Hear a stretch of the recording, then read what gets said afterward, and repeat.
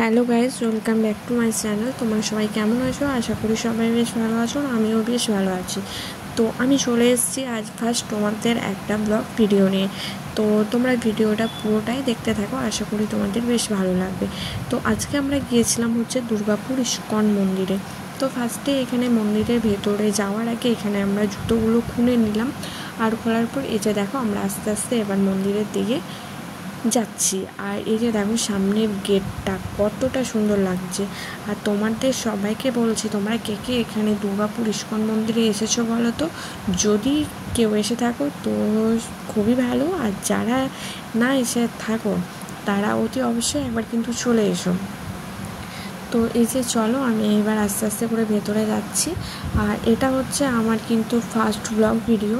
তো যদি কোনো কিছু ভুল বা মিস্টেক হয়ে থাকে তো তোমরা প্লিজ আমাকে ক্ষমা করে দিও। নেক্সট টাইম থেকে সেগুলো না করার চেষ্টা করব। তো এখানে আমার জুতোটা একটু ছোঁয়া হয়ে গেছিলো হাতে, তো সেই জন্য আমি এখানে হাতটা ধুয়ে নিলাম।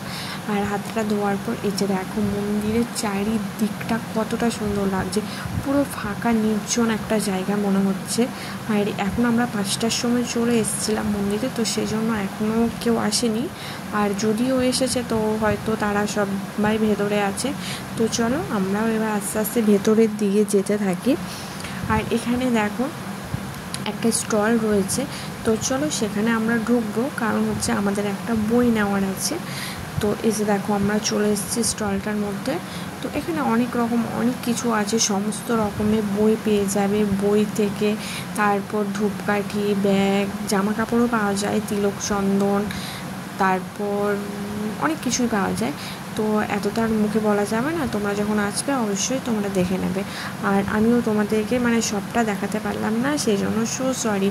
তো এই যে দেখো আমরা চলে এসেছি মন্দিরের ভেতরে। আর মন্দিরের ভেতরে আসার পরে এখানে সবার ফার্স্টে ভগবানকে দর্শন করে নিয়েছি। ভগবানকে প্রণাম করে মনের ইচ্ছে বলো, কষ্ট বলো, সমস্ত কিছু বলে দিয়েছি। আর বলার পর এই যে ফার্স্টে আমরা এখানে মন্দিরটা একটু পরিক্রমা করে নিচ্ছিলাম, দেখি কতবার কি করতে পারি।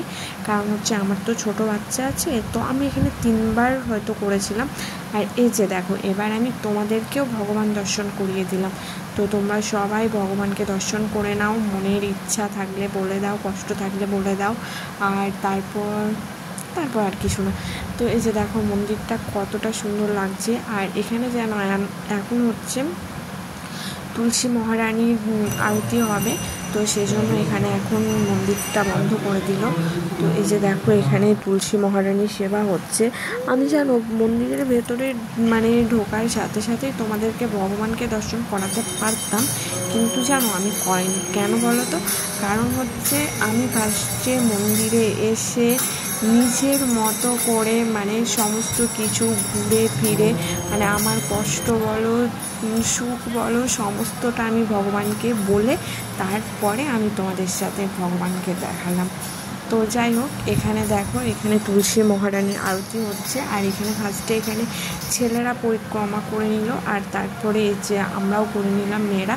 তো তোমাদের সবাইকে বলি, কিন্তু তোমরা যদি কখনো ইস্কন মন্দির আসো, তো যখন তুলসী মহারানীর আরতি হবে, তো তোমরা সবাই আরতিটা দেখে তারপর তুলসী মহারানীকে পরিক্রমা করে তারপর এখান থেকে যাওয়ার চেষ্টা করবে।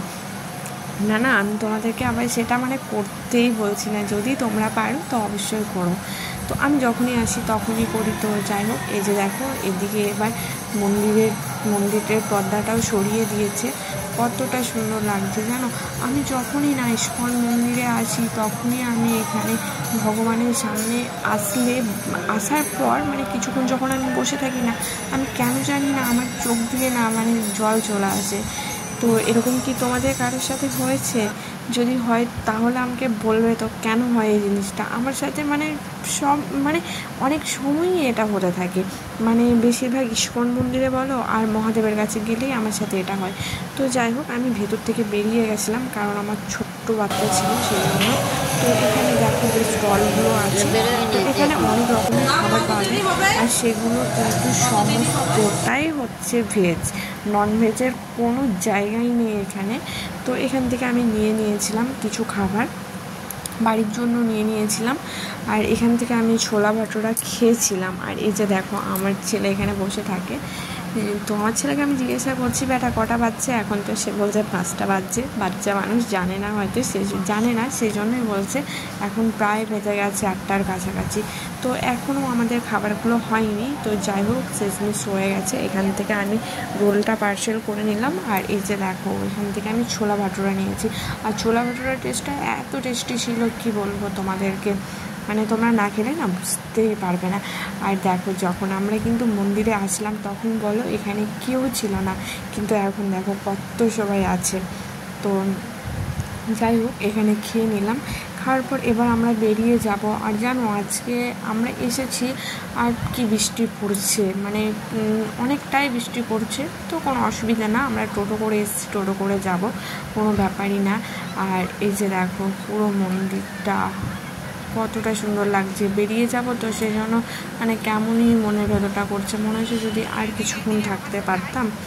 তো কিছু করার নেই, বেরিয়ে যেতে হবে এবার, কারণ আমাদের আরও একটা কাজ আছে, ছেলেকে আমি ডক্টর দেখাতে যাব।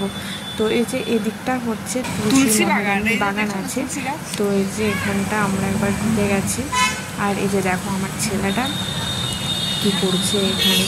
তো আমার সাথে আমার এখানে দিদা আছে। তো দিদা বলছে কি যে এদিকে বেরোনো হবে। তো আমি বলছি না না, এদিকে বেরোনো হবে না, এখানটা হচ্ছে তুলসী মহারানীর বাগান। তো সেগুলোই বলছিলাম দিদাকে। আর তারপরে চলো, এখানে না একটা মহাদেবও আছে। তো মহাদেবের সাথে তোমাদের সবাইকে দেখিয়ে দিই। আর আমার জানো, আমি সবথেকে বেশি ভালোবাসি রাধা মাধব আর মহাদেবকে।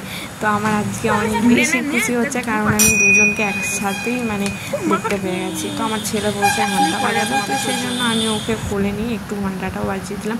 আর ওই যে দেখো মন্দিরের চূড়াটা, মানে চূড়ার মধ্যে ধ্বজাটা কত সুন্দর লাগছে। তো এবার আমরা বেরিয়ে যাব। আর আমার এই ভিডিওটা কেমন লাগলো অবশ্যই তোমরা কমেন্টে বলতে থাকো। আর যদি কোনো ভুল কিছু হয়ে থাকে তো প্লিজ আমাকে ক্ষমা করে দিও। তো এখনকার মতো টাটা।